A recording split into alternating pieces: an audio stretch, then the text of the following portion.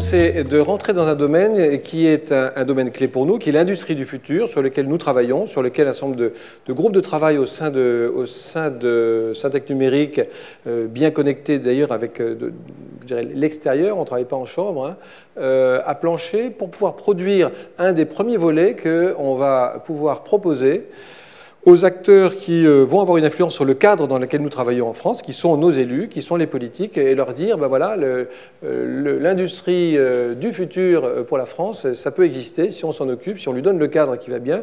Et donc on a construit toute une série de propositions qui est rassemblée dans un cahier, qui est publié aujourd'hui, et qu'on va aller porter auprès de nos politiques, et suivront d'autres cahiers, on en parlera tout à l'heure.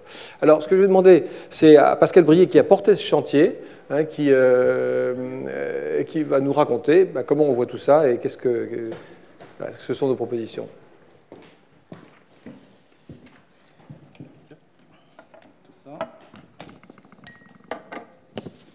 Merci Godefroy, bonjour à tous. Donc en effet, je suis Pascal Brier et au sein de Syntec Numérique, j'anime entre autres le comité sur l'industrie du futur, auquel l'ensemble d'entre vous êtes les bienvenus. Il y a des travaux très intéressants dont je vais essayer de vous reporter la teneur aujourd'hui.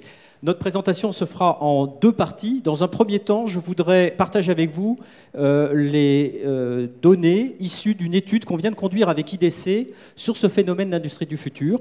Et dans un deuxième temps, on aura le plaisir d'accueillir un invité éminent. Il s'agit de Vincent Jonot, qui est avec nous aujourd'hui. Alors Vincent, il a une double casquette. Il est à la fois vice-président de Siemens France et en même temps, il est le président du secteur industrie du GIMELEC, qui est une des associations et syndicats avec lesquels on travaille de manière très étroite dans le cadre de l'Alliance sur l'industrie du futur.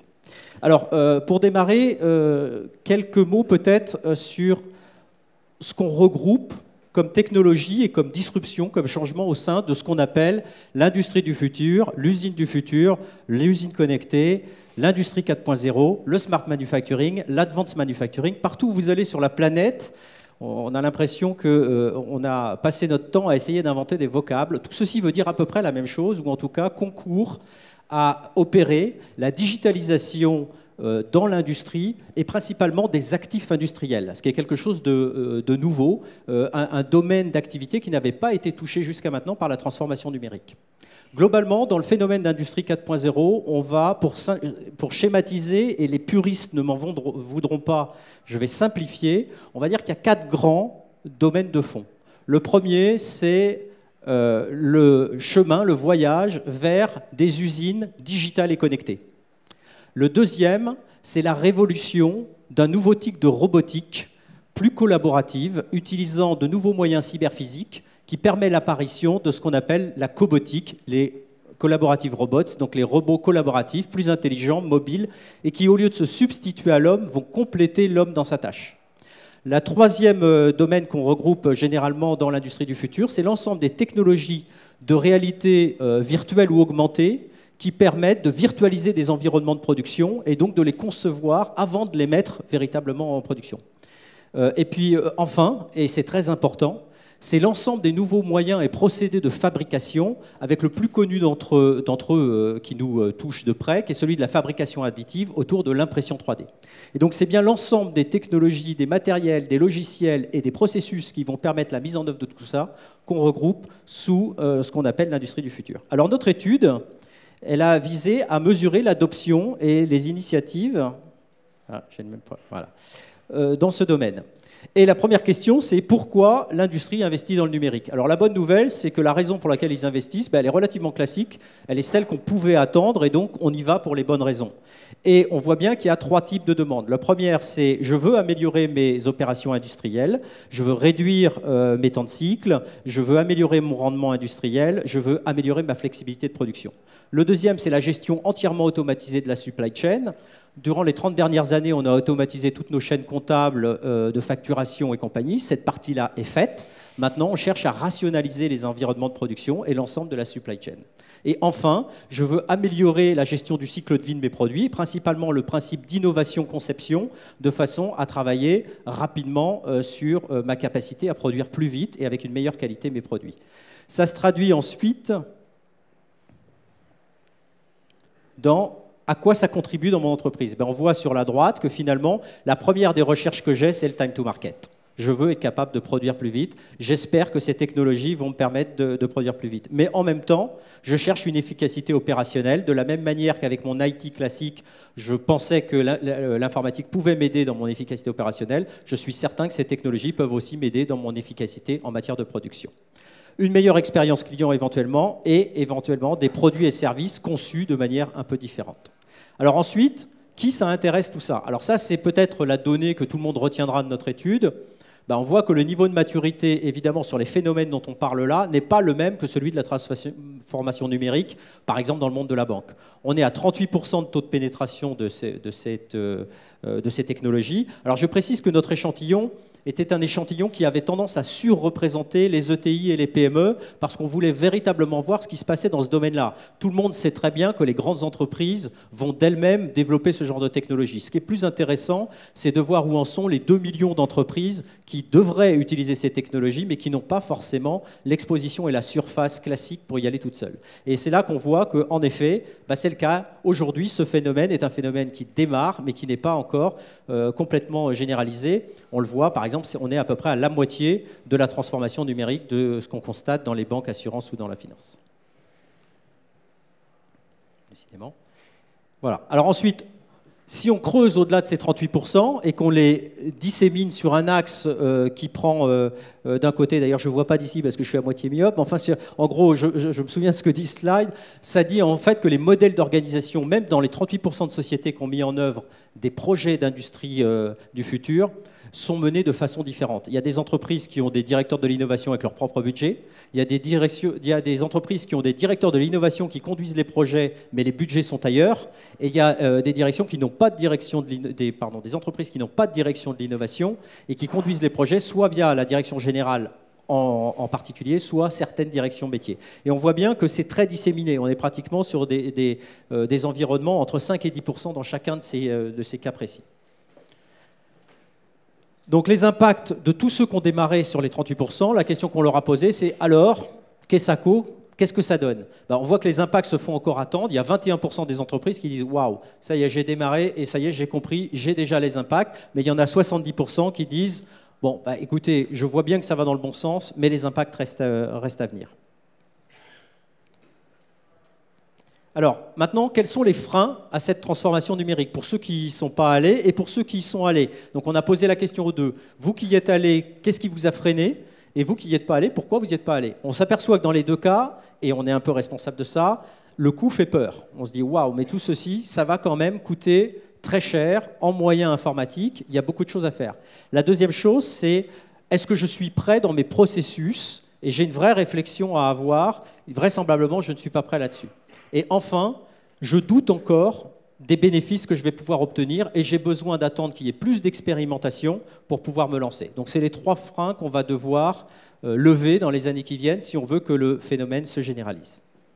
Ensuite, on a essayé de regarder quels sont les enjeux et là où les gens se positionnaient par rapport à ces enjeux. Je crois qu'on en a distingué 5. Le premier qui est attendu, c'est « je veux tirer de la valeur de mes données ». On voit que 71% des entreprises disent « mes données sont une valeur et une priorité forte dans la digitalisation de mes actifs industriels. Mes turbines à gaz, mes usines, mes centres de production produisent des données. Aujourd'hui, celles-ci ne sont pas gérées, ne sont pas exploitées. Je suis certain que si j'étais capable de capitaliser là-dessus et de les gérer de manière adéquate, je pourrais éventuellement en faire une source d'information pour moi, pour améliorer par exemple ma maintenance prédictive ou préventive, voire une source de revenus pour pouvoir commercialiser une partie de mes données de maintenance. Par exemple, si je fabrique des moteurs d'avion pour aider les compagnies aériennes à mieux gérer les moteurs que je leur vends. Donc, tirer de la valeur des données. Et on voit que, par exemple, pour un certain nombre de choses, comme par exemple le pilotage prédictif de la production des usines, la maintenance préventive, donc tout ce qui est véritablement tiré parti en interne des données que je produis, dans l'échantillon qui a démarré, c'est-à-dire dans les 38% qui ont déjà fait des projets d'industrie 4.0, il y a une surreprésentation de ces axes-là. C'est-à-dire que c'est vraiment ce que ces gens-là expérimentent et qui recherchent en priorité.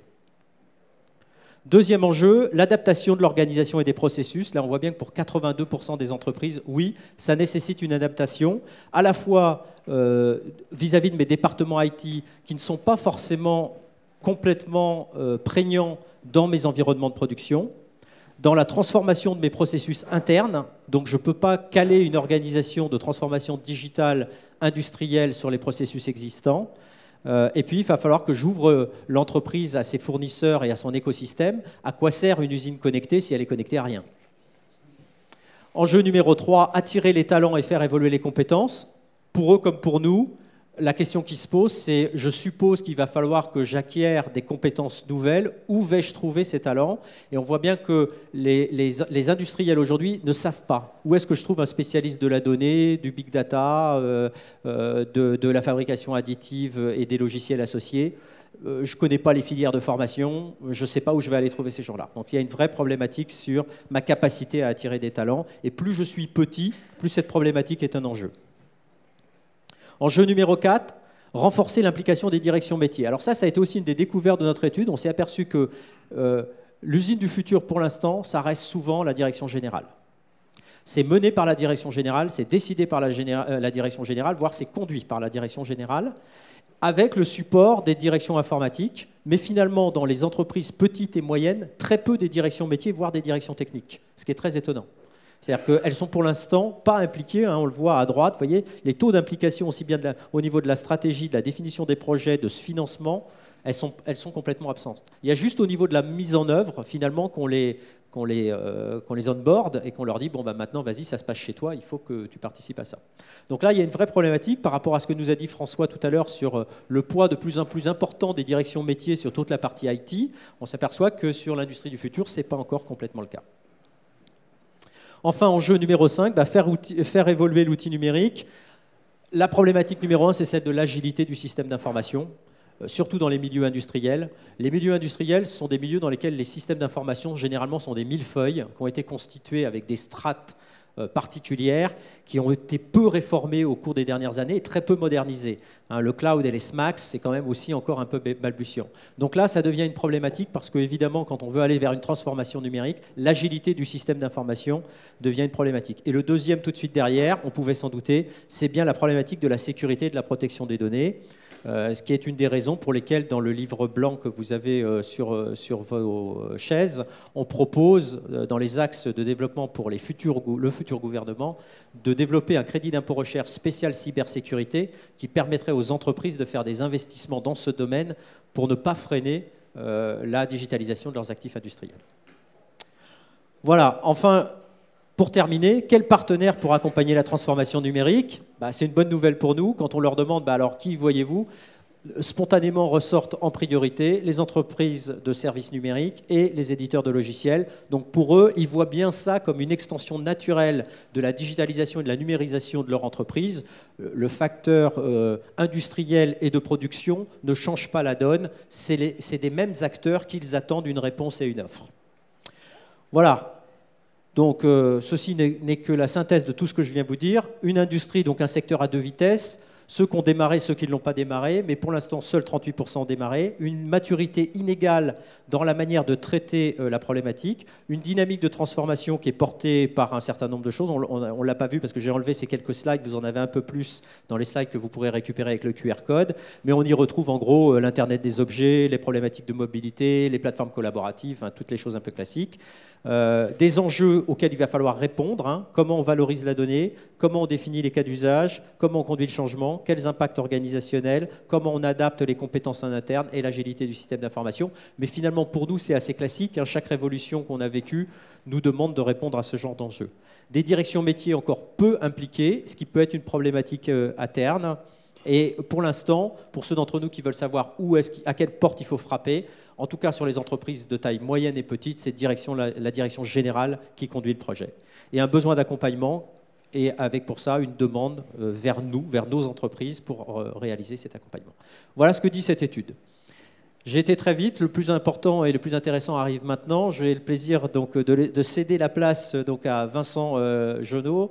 Donc, Vincent va nous donner sa vue, la vue aussi du Gimélec et la vue d'un acteur majeur comme Siemens sur ces phénomènes donc, de transformation numérique dans l'industrie. Vincent.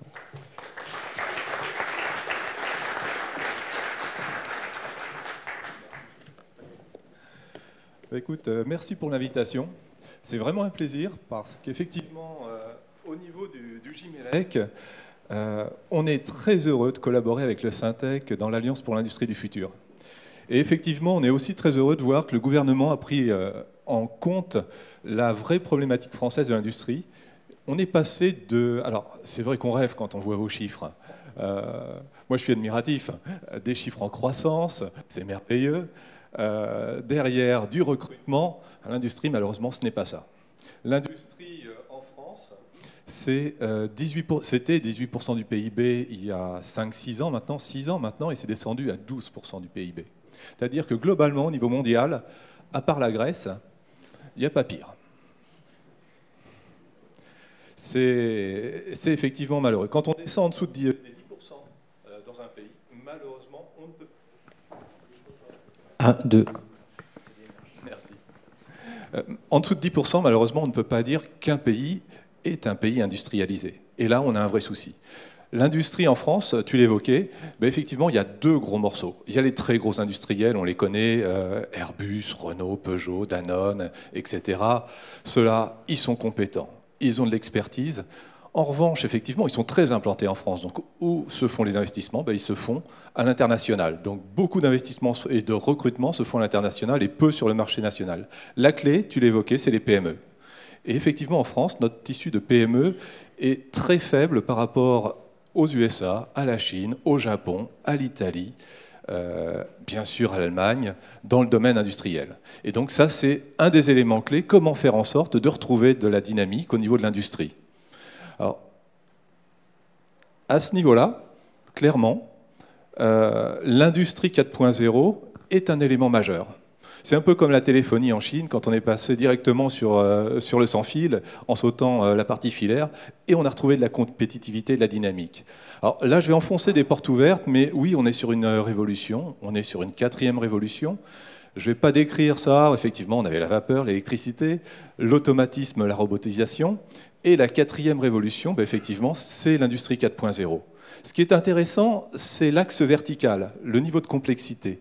Et là, on revient sur la thématique des compétences et du recrutement. Et si vous regardez effectivement les 4 révolutions et le niveau de complexité, eh bien, la 4e révolution est un niveau de complexité extrêmement important, y compris pour l'opérateur sur une machine, sur un poste de travail. Et donc, nous avons effectivement un gros travail de sensibilisation, et c'est pour ça qu'effectivement, aujourd'hui, ceux qui s'approprient les projets industrie du futur, c'est la direction générale, parce que dans les PME-PMI, il nous manque quelqu'un pour gérer cette transformation digitale. Et là, effectivement, ils auront besoin de vous, ils auront besoin de vos entreprises pour amener cette transformation digitale, car la direction générale peut amener l'impulsion, mais ne peut pas piloter le projet. Et donc ça, c'est un des freins qui correspond à tes 38%. Donc, 4.0, la question c'est est-ce qu'il faut y aller ou pas? C'est une question qui ne se pose même pas. Il faut y aller, c'est un peu comme l'automatisation, on n'y va pas, après malheureusement on est mort. Est-ce que ça crée ou est-ce que ça détruit de l'emploi? Au niveau du Gimélec, nous avons travaillé ce point avec le cabinet Roland Berger. Nous pensons, nous sommes quasiment certains que ça crée de l'emploi.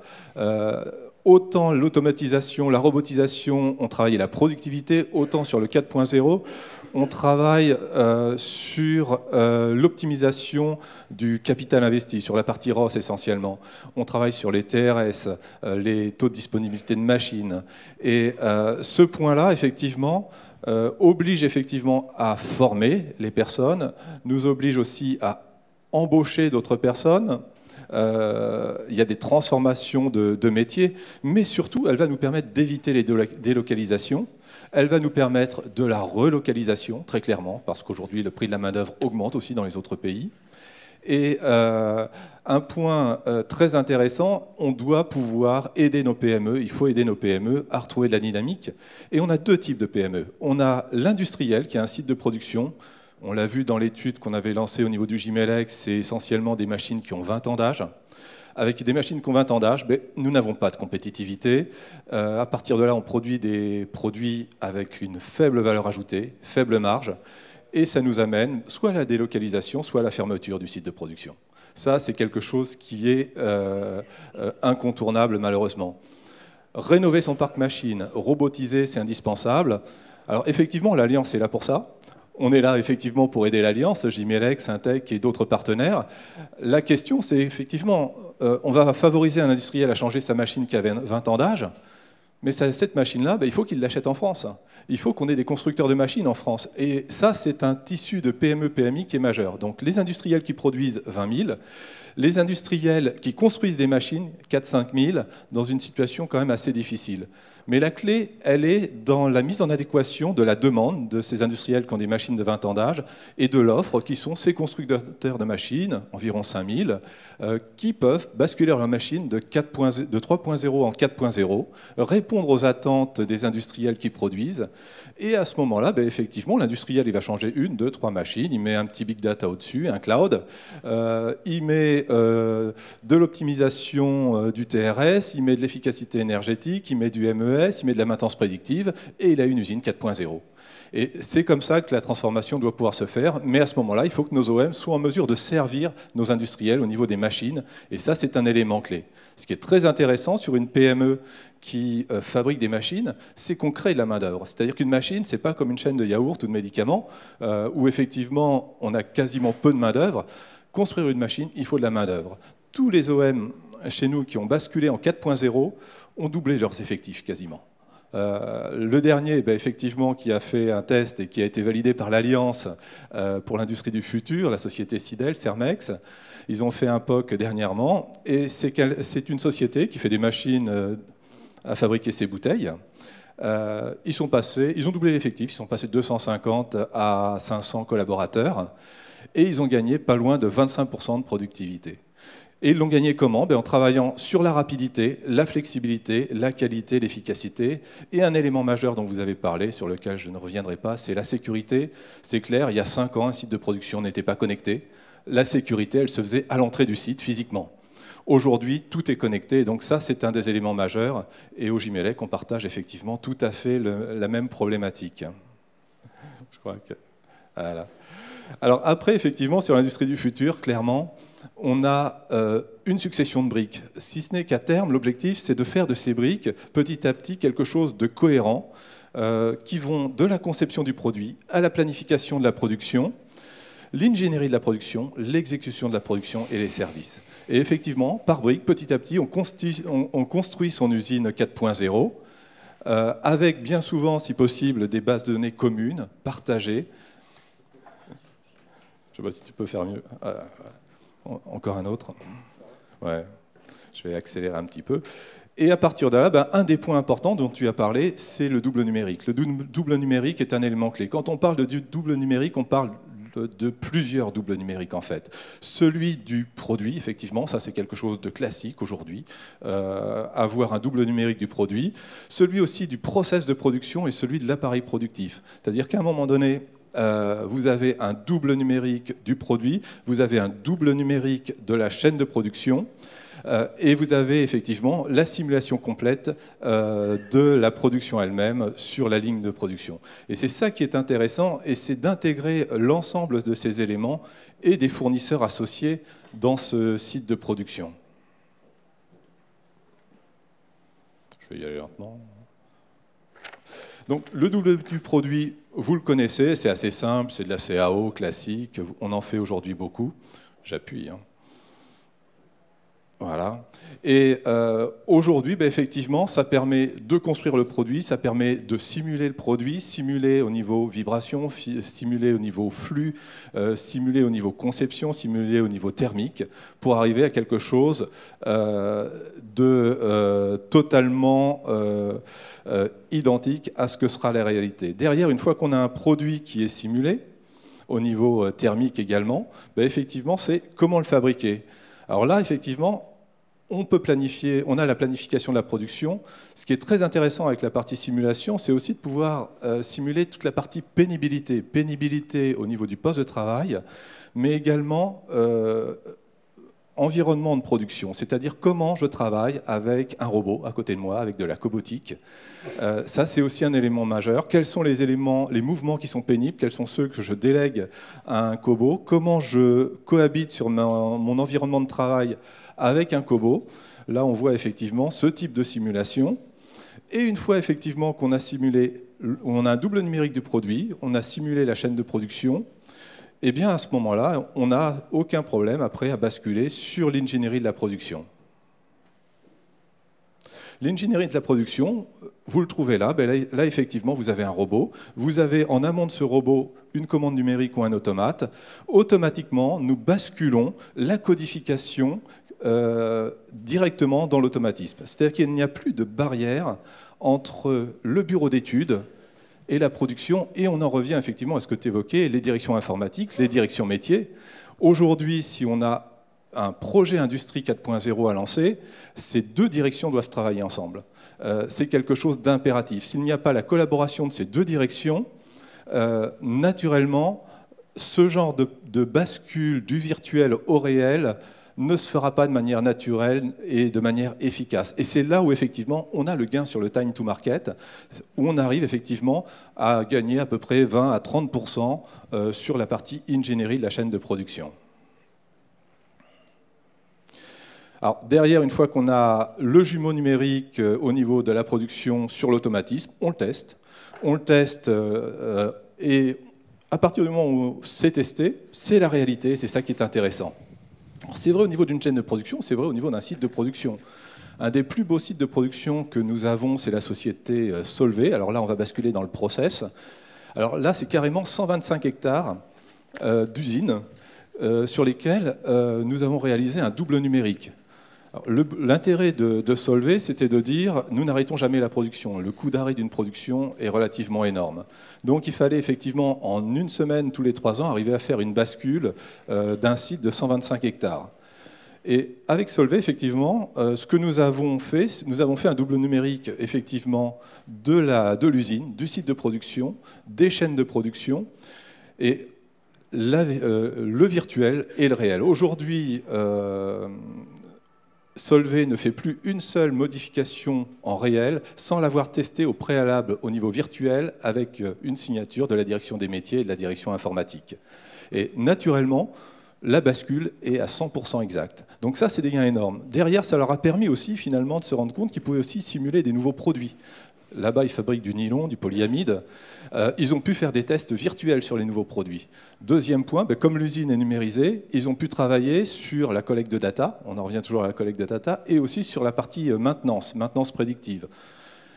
D'une part, et maintenance curative également. On a mis en place un système d'avatar capable d'intervenir à l'autre bout de l'usine, sur les 128 hectares, sur le poste de travail, et d'amener l'expert à n'importe quelle heure du jour et de la nuit sur le poste de travail pour traiter l'urgence. On est sur un site Céveso. Donc c'est ce genre de choses où effectivement le double numérique a des avantages relativement énormes. Ce qui fait qu'effectivement, là, vous voyez tous les éléments qui sont connectés sur une chaîne de production. C'est des automates, c'est des switches, c'est du réseau, c'est des entraînements pour piloter la motorisation, c'est de l'instrumentation. Tout ceci est entièrement paramétré au préalable en virtuel et basculé en réel.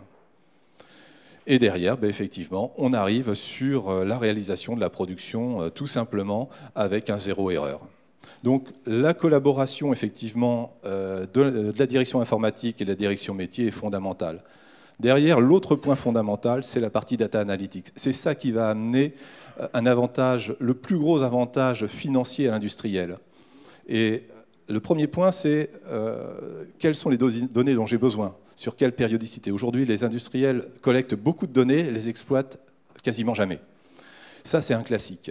L'objectif est de collecter moins de données, effectivement, et de les exploiter au mieux. La logique de cloud est devenue incontournable, public, privé. On en revient, ça c'est vraiment une tendance qui va être terrible. Et effectivement, derrière, il faut rentrer dans le métier du client et il faut être en mesure, dans son process, de lui permettre d'optimiser ses taux de disponibilité, par exemple. Avec ces technologies, on arrive à passer d'un 65% de taux de disponibilité à un 99,9% de taux de disponibilité. Ça, quand vous expliquez ça à une direction générale et une direction financière, ça permet de franchir le premier frein qui est le frein financier dont tu parlais. Donc ces points-là sont vraiment importants. Donc il y a effectivement tout un ensemble, une base de données collaborative, du PLM, du MES, des outils pour la gestion de l'outil de production, et effectivement toute une partie data analytique. Ça, c'est la vision complète. Mais chaque brique peut être prise une par une, à un moment donné, tout simplement faire un double virtuel d'un robot, point. C'est simplement un petit additif logiciel sur un automate ou une commande numérique, et ça peut être fait très vite et très rapidement. Alors, les avantages, j'ai pris juste un exemple qui est assez intéressant, c'est l'automobile Maserati. C'est une belle usine. Alors, il fallait pousser les murs, c'était un vrai souci. L'usine était vraiment pleine à craquer. On a mis effectivement la chaîne complète. Derrière, on a eu un gain de 30% de temps de développement. Donc ça, pour eux, ça a été exceptionnel, y compris pour le lancement d'un nouveau modèle. Le time to market dans l'automobile pour le lancement d'un nouveau modèle, la Ghibli a été un élément clé et a été pilote là-dessus. Nous avons gagné 30%. Ensuite, on parle de la personnalisation. La personnalisation, c'est 70 000 combinaisons de personnalisation sur cette voiture. Derrière, tu l'évoquais, l'intégration de l'impression 3D. Un certain nombre de pièces, en particulier sur la partie pièces de rechange, sont traitées en impression 3D. Et ensuite, effectivement, l'efficacité. Aujourd'hui, un an après, ils produisent 3 fois plus de véhicules. Et sur le même site de production, ils ont rajouté 2 nouvelles lignes d'assemblage, c'est-à-dire que le 4.0 permet d'optimiser l'aspect surface. Et puis alors nous, on utilise bien sûr nos technologies, hein, on ne s'en prive pas, donc elles sont bonnes, on en profite. Aujourd'hui, nous, sur nos bases de données collaboratives, sur notre PLM, on a 12 500 ingénieurs Siemens R&D qui utilisent l'outil et environ 25 000 utilisateurs qui profitent de cet environnement Teamcenter qui est là pour développer cette partie Industrie 4.0 et nous retrouvons à peu près les mêmes ratios que ceux de Maserati dans nos usines aujourd'hui. Donc voilà un petit peu la logique. Maintenant, il faut effectivement arriver à descendre ça, comme tu l'évoquais, au niveau des PME. Et là, on est sur un problème purement humain et financier aussi. Merci beaucoup.